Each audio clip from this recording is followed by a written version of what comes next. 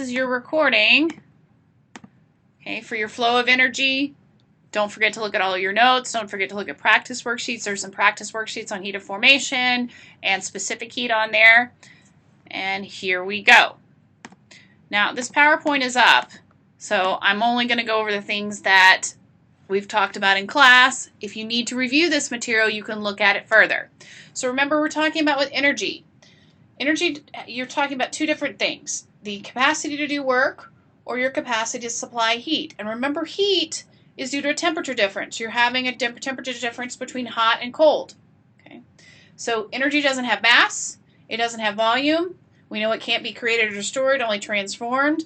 And we detect energy because of its effects. So here's, for example, the motion of a race car. My race car goes around and around the track. Okay, for example, NASCAR. When my fuel is being burned in my engine, my chemical potential energy is released and it allows me to do work. So my energy is transformed. Okay, some of that energy is being given off as heat that's no longer usable, but it still counts for the total energy in the system. All right, remember with thermochemistry, we're talking about energy changes due to chemical reactions. There's typically a change of state as well. Okay, so you're talking about energy being released, energy being absorbed during chemical reactions. Okay. Remember, every substance, let's take, for example, baking soda and vinegar, they have a certain amount of that chemical potential energy stored inside of it. It's ready to do work, so it's hanging out. As soon as I release that energy, it's no longer potential. It's going into kinetic energy, energy of motion. Okay. So everything, every substance that we have has some sort of energy that's stored for the ability to do work. Okay. Oops, let me go back. Okay. All right, energy transformations. The important thing that you need to know about here, this is just a repetition of that we talked about from the last one. So whatever you buy, whatever substance you have, okay, it can be transformed into another substance. So it can be transformed into another substance. Now that substance may also have another different amount of chemical energy. So that's all you need to know here. Just a nice, pretty chart. Okay. So we talked about heat. Heat occurs because of a temperature difference. There's always flows from warmer to cooler. Remember, chocolate chip cookies hot out of the oven to the lemonade that's cold gives you the sweat beads on top of, which we know is condensation, on the glass.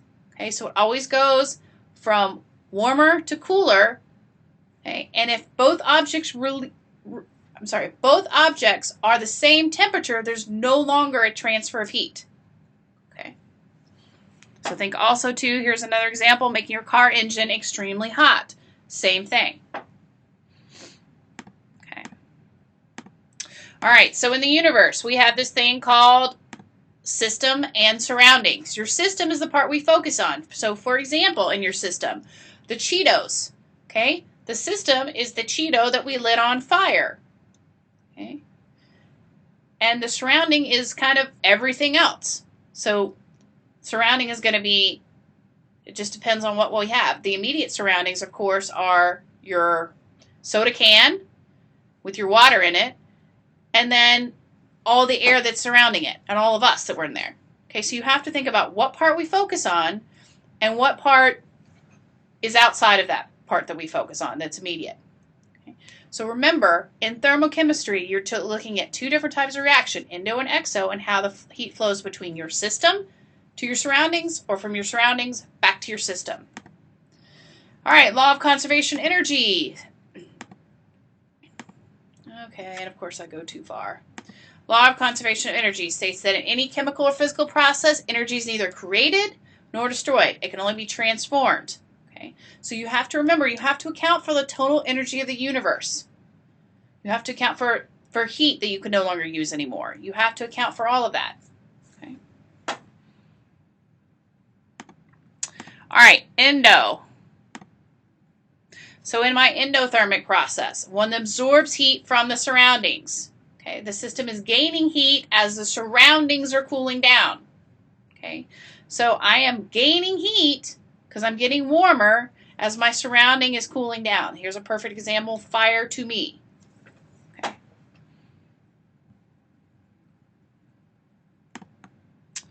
Heat flows into a system. Oh, so Q value is positive. Heat flowing into a system from the surroundings, I have a positive Q value.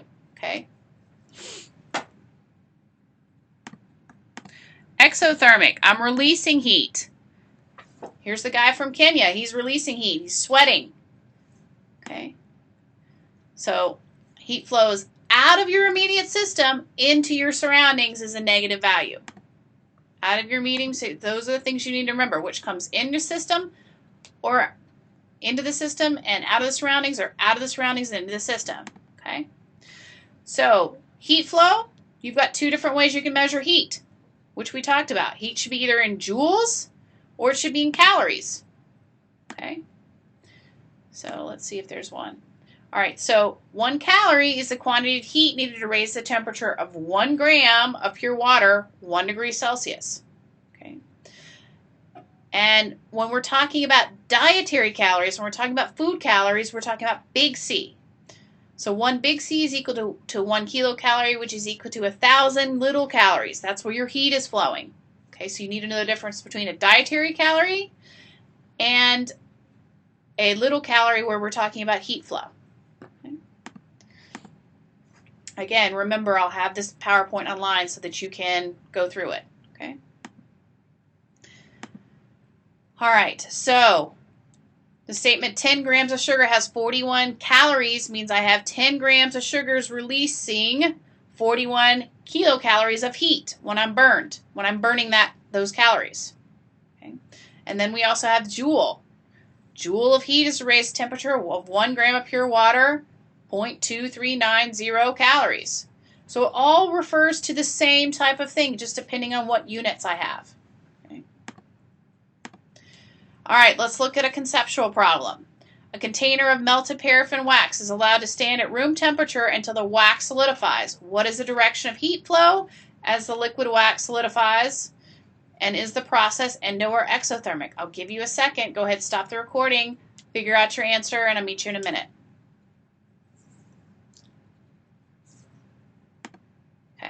So heat is flowing from the system, from my paraffin wax to the surrounding air. So if it's going from the system to the surroundings, it's exothermic, which means I'm releasing heat. Okay.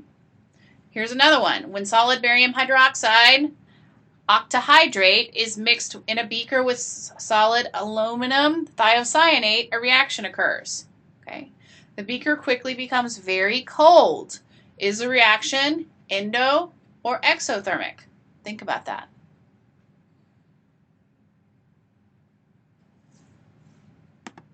Okay.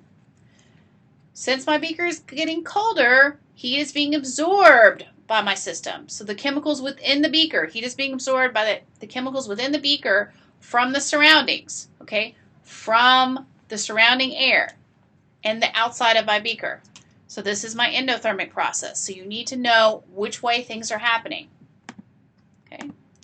All right, heat capacity. Remember the difference between specific heat and heat capacity. So now we're talking about the amount of heat an object, okay, an entire object needs to increase the temperature of exactly 1 degree Celsius.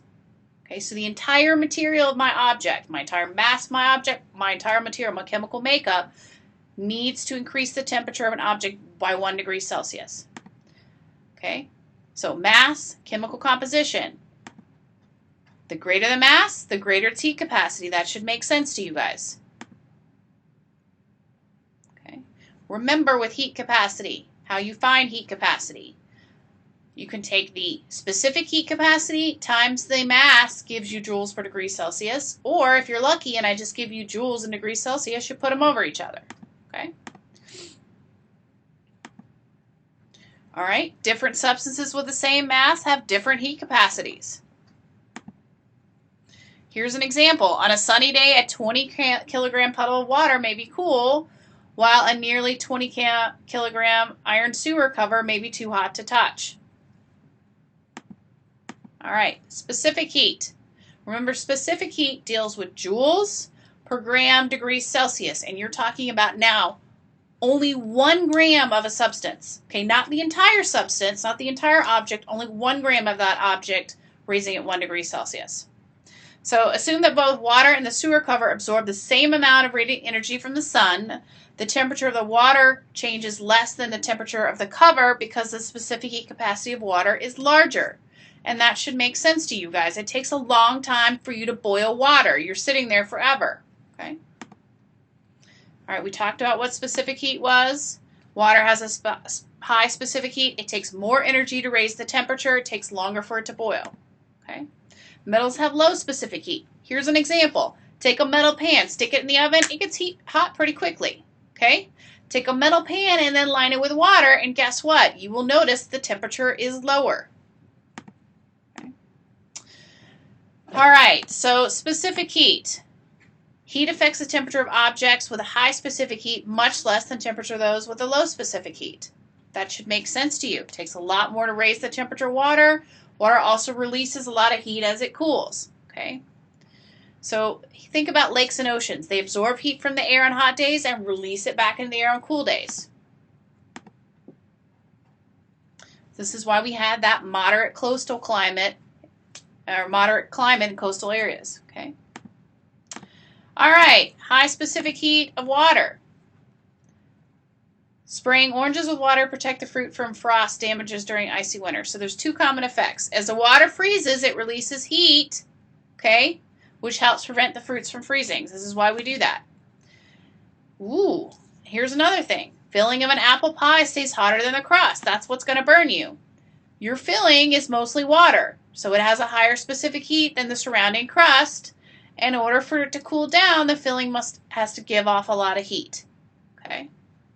So these are reasons why we have a high specific heat and why things that are mostly made of water affect it. Okay? All right, calculating specific heat. So I want to make sure you can do this. Remember, C is equal to Q over M times delta T. So heat's in joules or calories over mass times change in temperature. Okay. Temperature is T final minus T initial. So remember, it's either in joules or calories, depending on what your heat is in.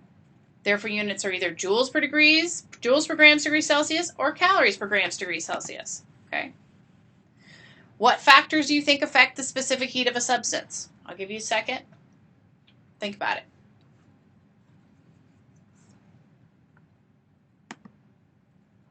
Okay. Amount of heat and my change in temperature. That should make sense. The amount of heat I have and my change in temperature. Those things are going to affect it.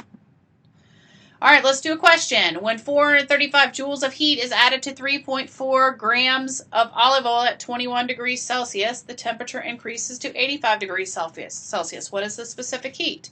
First of all, rearrange the question, and don't forget to do T final minus T initial. I will give you a few minutes, or a few seconds. Actually, go ahead and stop the recording, and I'll answer your question in a second.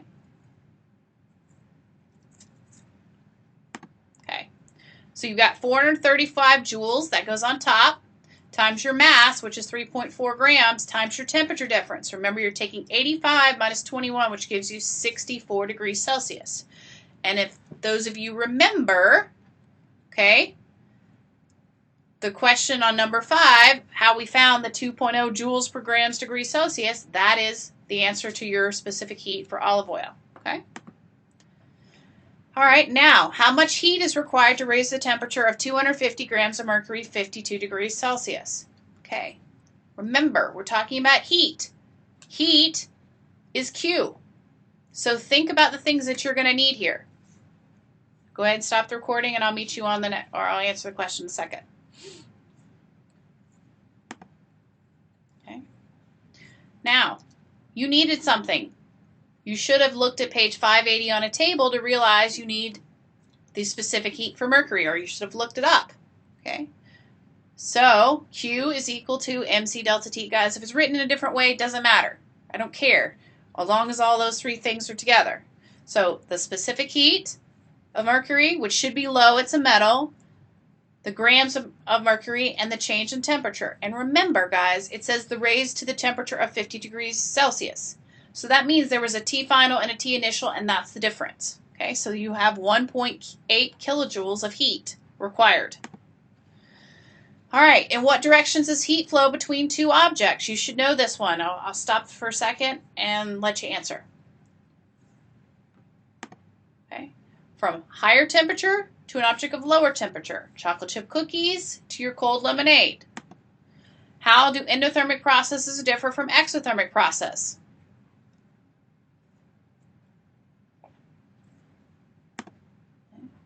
Endothermic absorbs heat from its surroundings. Exothermic releases heat to the surroundings. So remember, endo absorbs heat from surroundings. So it goes from surroundings to system. Exo releases heat to the surroundings. So it goes from system to surroundings. So you better be able to tell the difference. What units are used to measure heat flow? Okay, joules, calories. Where you're going to get tripped up is not knowing the difference between these. All right, we got some more questions. On what factors does the heat capacity of an object depend? You should know this one by now. How much stuff you have and what that stuff is made of. Using calories, calculate how much heat 32 grams of water absorbs when it's heated from 25 degrees Celsius to 80 degrees Celsius. How many joules is this? You should know the C for water. If you don't, stop the recording, look it up, and figure it out.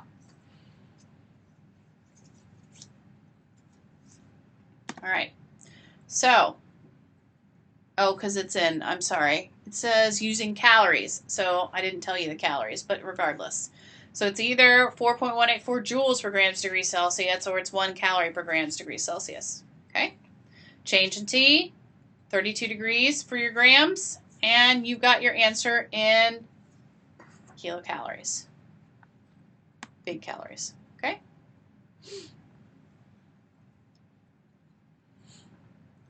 So, and then it wants it in joules, so I get my answer from kilocalories. And then go to joules, because there's 4.164 joules in 1 calorie. And this is just like our lab that we did before. So if you have any questions about this, you need to come see me Tuesday morning. Okay. Let's do a couple more questions. I think I get this until the end here. A chunk of silver has a heat capacity of 42.8 joules per grams degree Celsius and a mass of 181 grams. Calculate the specific heat of silver. Okay. Now, you're given heat capacity already. So remember, you're given the joules and the degrees Celsius per gram degree Celsius and the mass. Okay. So you want to be able to calculate the specific heat. So you've got to figure out what you need to do here. This is a tricky one. So I'll give you a second. Okay. And actually, there's a typo, guys. I was wondering what this says. Heat capacity, it should say joules per degree Celsius. Sorry. And then the mass. So that was hard for you guys. Okay. So it has a heat capacity. So you know you need joules per degree Celsius over grams. Okay. And that's what it's going to give you. Specific heat. You never know. There's always typos, guys. How many kilojoules of heat are absorbed when 1 liter of water is heated from 18 degrees Celsius to 85 degrees Celsius? How many kilojoules of heat? Okay, you got to go from joules to kilojoules. So go ahead and stop the recording and I'll answer your question in a second. Okay, so I'm looking for heat. Heat is equal to MC delta T or CM delta T or whatever you want to, however you want to call it. Okay, remember it's water. So it's 4.18 or 4.184 joules per grams degrees Celsius times the temperature difference times 1 kilogram. Okay? Gives you 2.8 times 10 to the 2 kilojoules. Now, how did we get this? So let's look at this. 4.18 times 67 times 1. Okay? So I went ahead and made this kilograms instead of grams, and that's how I changed that particular problem.